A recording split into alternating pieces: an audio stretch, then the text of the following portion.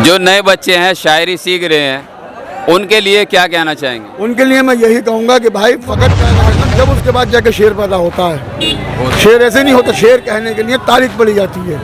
तारीख जब आदमी कह लेगा तो रदीफ काबिया भी कह लेगा। है मेरी ज़बां आज मोहम्मद की सना कर, है मेरी ज़बां आज मोहम्मद से अपने कफन लेके आए हैं। डरते नहीं हैं मौत से अनवर, इसीलिए हम करबला से अपना कफन। नमस्कार, आदाब, सत श्री अकाल। आप देख रहे हैं जनता वंता, और जनता वंता में आपका एक बार फिर से स्वागत है। आप लोगों ने शेर व शायरी, प्यार मोहब्बत की और देश की, परदेश की, जुदाई की, सब तरह की शायरी सुनी होगी। लेकिन एक शायर ऐसा होता है कि शायर अहले बैत, शिया समुदाय में एक शायर ऐसा होता है जो शिया समुदाय का ही होता है। वो ज़्यादातर मदह अहले बैत यानी पैगंबर इस्लाम हज़रत मोहम्मद साहब और उनके परिवार वालों के लिए शायरी करता है। हमारे साथ आज हिंदुस्तान के मशहूर और मारूफ शायर अहले बैत, जो किसी परिचय के मोहताज नहीं, लेकिन मैं फिर भी उन लोगों को परिचय देना चाहूँगा जो मेरे दूसरे समुदाय के मेरे भाई बहन हैं। आप हैं हिंदुस्तान के मशहूर और मारूफ शायर अहले बैत अनवर पंजाबी। आप यूट्यूब पे देखेंगे, कहीं सोशल मीडिया पे देखेंगे, सिर्फ अनवर पंजाबी आप डालेंगे, हज़ारों वीडियो इनकी और लाखों इनके चाहने वाले आपको मिल जाएंगे। जो जिंदा बंदा में आपका स्वागत है। तो ये व्यूवर्स जानना चाहते हैं, पहले तो ये बताइए आपको ये शायरी का शौक़ कहाँ से लगा है? ये तो सर खून में है जी, खून में, शीयत में है तो खून में है। शायरी करो, क्या किसी की तारीफ़ करनी सिवाय मदह अहले बैत के। तारीफ़ करी जाए तो रसूल की, रसूल की आल की, रसूल के नवासों की। जो शिया है उसकी तो खून में शायरी है, लेकिन शायरी है वो मदह अहले बैत की, बस, इसके अलावा किसी की कुछ नहीं। बहुत अच्छी बात है। ये आपने सीखी है, यानी इस काम के लिए उस्ताद ज़रूरी है, गुरु का होना ज़रूरी है, या फिर बस वैसे ही जैसे एक तरह से यूट्यूब और गूगल पे शायरी कर लेते हैं? गूगल पे, यूट्यूब पे जो शायरी कर रहे हैं वो आशिकी माशूकी कर रहे हैं, ना उन्हें रदीफ़ की पता ना काफ़िये की पता। इसके अंदर सबसे पहले उस्ताद का होना ज़रूरी है। जो उस्ताद शायरी का आपको फ़न सिखलाए, रदीफ़ व काफ़िया बताए, बहर बताए, उसकी नेज़ बताए, किस बहर में शेर कहना है, किस तरकीब से शेर कहना है, क्या तारीख। पहले मदह अहले बैत की शायरी करने के लिए सबसे पहले ज़रूर है तारीख का मुताला करना, करबला का मुताला करना, जंगों का मुताला करना, जब उसके बाद जाके शेर पैदा होता है। शेर ऐसे नहीं होता, शेर कहने के लिए तारीख पढ़ी जाती है। तारीख जब आदमी कह लेगा तो रदीफ काबिया भी कह लेगा, उसकी नेज़ भी कह लेगा, वो फ़न से कहेगा। अब बात रही और शायरियों की, वो तो किसी को देख के कुछ भी बक दिया, वो शायरी थोड़ा ही है। शायरी जो है वो असल मायने में वो मदह अहले बैत की शायरी है। करबला के गम के लिए शायरी है, लोहे में, मरसिये में, मुसद्दस में, ये शायरी है। हमारे नज़दीक तो शायरी से कहते हैं बस। बहुत अच्छी बात है। तो क्या सुनाएंगे व्यूवर्स को आप आज? जो आप कहें, जो आपका हुक्म हो। पहले क्योंकि सबसे अफजल जो है वो एक दीन इस्लाम में पैगंबर इस्लाम हज़रत मोहम्मद मुस्तफ़ा सल्लल्लाहु अलैहि वसल्लम है, उनकी शान में कोई सुनाइए और उनकी आल में। यानी मोहम्मद मुस्तफ़ा सल्लल्लाहु अलैहि वसल्लम के लिए सल्लल्लाहु मोहम्मद एक नात के एक दो शेर सुनाता हूँ मैं आपको। कि है मेरी ज़बां, है मेरी ज़बां आज मोहम्मद की सना कर, है मेरी ज़बां आज मोहम्मद की सना कर। इमरान से मिलने लफ्ज़ तो फिर नात अता कर, इमरान से मिलने लफ्ज़ तो फिर नात अता कर। गैरों की सना करके तुझे कुछ न मिलेगा, गैरों की सना करके तुझे कुछ न मिलेगा। गर तू है वफादार मोहम्मद से वफा कर, गैरों की सना करके तुझे कुछ न मिलेगा। गर तू है वफादार मोहम्मद से वफा कर। सरकार जी, इसके बाद आते हैं उनकी आल, जो वो कहते हैं कि रसूल के नवासे, जो उनके नवासे से मोहब्बत करता है वो उनसे मोहब्बत करता है, जो रसूल से मोहब्बत करता है वो खुदा से मोहब्बत करता है। जी, तमाम दुनिया आज जो परेशान है वो नाम हुसैन से परेशान है। खाना काबा के अंदर हाजी जाते हैं 40 लाख, जाते जाते तारे आते हैं 40 लाख की, 40 लाख हाजी आते हैं। पूरी सऊदी अरब परेशान, कैसे संभालें, किसको खिलाएं। अभी करबला से लोग आए हैं, आजी क़िबला काबा मौलाना मोहम्मद बाकर साहब तशरीफ़ लेकर आए हैं। 4 मिसरे सुनाता हूँ। शियत का हर जगह कत्ल हो रहा है, हर जगह शियत को मारा जा रहा है, फिर भी इतने निकल के आते हैं, तुम एक मारो 10 निकल के आते हैं। शेर सुनाता हूँ कि दिल की ज़मीं पर नूरी गगन लेके आए हैं, दिल की ज़मीं पर नूरी गगन लेके आए हैं, यानी अकीदतों का चमन लेके आए हैं। दिल की ज़मीं पर नूरी गगन लेके आए हैं, यानी अकीदतों का चमन लेके आए हैं और डरते नहीं हैं मौत से अनवर, इसीलिए हम करबला से अपना कफन लेके आए हैं। डरते नहीं हैं मौत से अनवर, इसीलिए हम करबला से अपना कफन लेके आए हैं। देखिए, ये कहते हैं कि शायरी जो होती है, कोई भी बात अगर आप मन से चाहेंगे, यानी कि आपने अगर मन में मक्का मदीना की अगर आपने सोच ली तो समझ लीजिए आपको ज़ियारत हो गई है।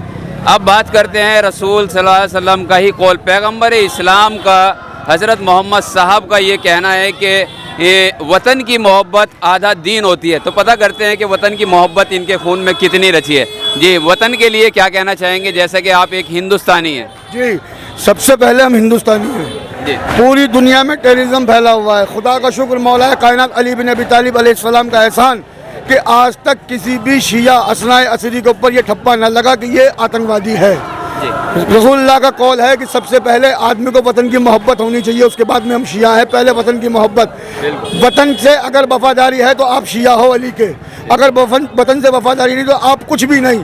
तो वतन के लिए सुनाता हूँ कि इंसान के खमीर की पहचान है वतन, इंसान के खमीर की पहचान है वतन, कुलता है जिसमें ज़र्फ वो मीज़ान है वतन, जन्नत है अगर ज़मीन तो जीशान है वतन, जन्नत है अगर ज़मीन तो जीशान है वतन।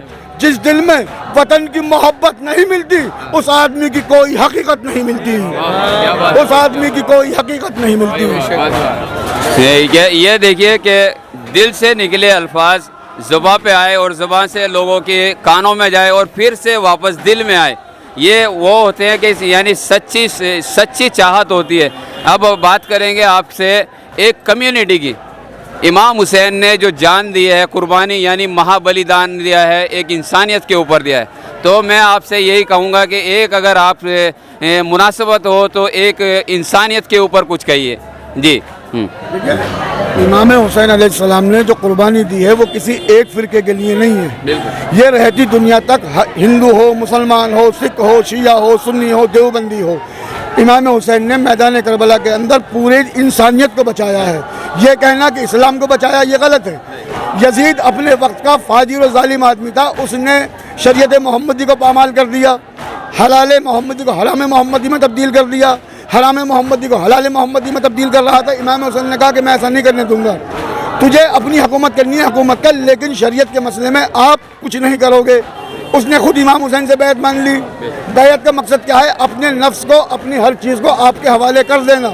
इमाम हुसैन ने कहा कि मुझ जैसा तुझ जैसे की बैत नहीं कर सकता। इमाम हुसैन मैदान करबला में अपनी बीवी बच्चे अहले अयाल को लेकर आ गए, उसने पानी बंद करा, शहीद कर दिया इमाम हुसैन। बाद करबला 61 हिजरी जनाब ज़ैनब सलामुल्लाह अलैहा ने यह काम करा कि जहाँ जहाँ से गुजरी लोगों को इमाम हुसैन की कुर्बानी के बारे में बताया, यजीद के जुल्मों के बारे में बताया। इंसानियत अगर है तो इमाम हुसैन के बलिदान से ही बची हुई है आज तक। इसके अलावा इंसानियत तो ख़त्म हो जाती, न कोई माँ होती न कोई बहन होती। अगर यजीद की दौरे हुकूमत रहती, न तो माँ होती न बहन, उसके पास कुछ तसद्दुक था ही नहीं, न माँ का, न फूफी का, न बहन का।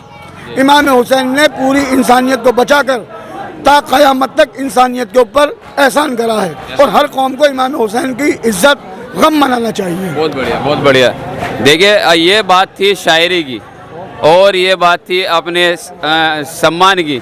अब बात करेंगे, आप लोगों को हम बताना चाहेंगे कि एक शायरी का इनका यानी कि तजुर्बा, अगर आप लोगों को इस चीज़ की एक चाहत है, यानी एक आपको लगन है, आप शायर बनना चाहते हैं, तो इसकी ट्रिक क्या है? जी, देखिए, इसकी ट्रिक बस ये है कि पहले दर अहले बैत से जुड़ा जाए, दर अहले बैत से जुड़ा जाए। आप तारीखों का मुताला करिए, मजलिस सुनिए, उसमें आपको तारीखें पता चलेंगी, आप शेर कहेंगे। जब तक आपको किसी चीज़ की लगन नहीं होगी, किसी की मार्फत नहीं होगी, उसके बारे में आप कुछ भी नहीं कर सकते। अगर आपको मार्फत है करबला से, करबला वालों से, नबी की आल से, तो आप तारीख पढ़िए, इंशाल्लाह शेर भी कहेंगे।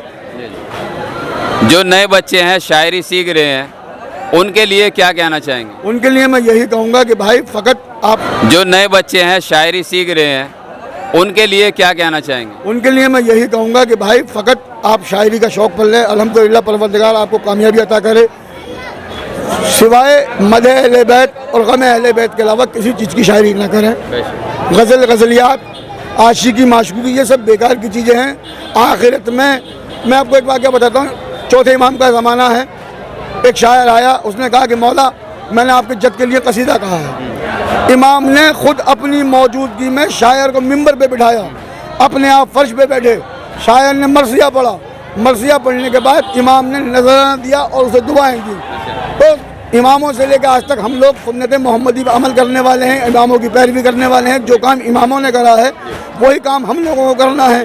तो इमाम ने शायर की इज्जत रखी, वो भी मज़े अहले बैत में शायर कहने वाले की। तो आने वाले बच्चों के लिए यही कहूँगा मैं कि आप शायरी करें, लेकिन मज़े अहले बैत की शायरी करें और गम अहले बैत की शायरी करें। बहुत बहुत शुक्रिया, आपने जनता वंता को इतना कीमती वक्त दिया। जनता वंता आपका मशकूर रहेगा, बहुत बहुत शुक्रिया।